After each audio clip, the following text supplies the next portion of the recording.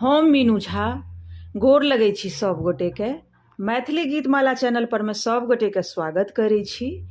और आइ हम उपस्थित भेल छी जे हमरा किओ कमेंट कऽ कऽ पूछलनि हँ जे हुनका जितिया छूटि गेल छनि, तो ओ जितिया वापस शुरू कऽ सकै छथिन कि नहि। किएक तऽ हुनका पता छनि जे एहि बेरका जितिया बहुत शुभ छै। ओ हमरा लिखबो केलथि हँ कमेंटमे जे एहि बेरका जितिया बहुत शुभ छै, तऽ हुनका इच्छा छनि शुरू करैके। हम यह सलाह देव, जितिया शुरू करे में कोनो दो राय नहीं छै। कारण एक बेर कोनो परेशानी में छूटल हैत, कोनो एहन विकट परिस्थिति भऽ गेल हैत, तै के वजह से अहाँके जितिया छूटि गेल हैत। अहाँ जानि बुझि कऽ जितिया नहीं छोड़ने हेबै।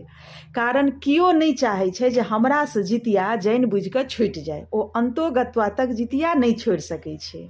ओ जितिया करऽ चाहै छै। कारण जे संतान के लेल माय बाप किछु कऽ सकैया। ई जितिया छै, एकरा केना लोक छोड़ि देतै।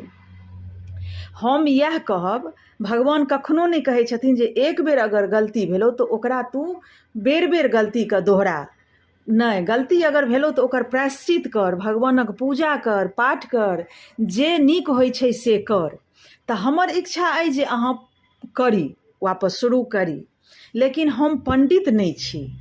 एहि दुआरे जे हम जे अपना माँ के मुँहे, दादी के मुँहे, अपन सासू माँ के मुँहे जे सब सुनने छी, जे सब देखने छियनि, ओ जे कनि मनि बुझल अइ ओ हम अहाँ सबसे साझा करै छी। रहलै ई जितिया शुरू करैके वापस, तऽ हम तऽ कहब शुरू करै लए।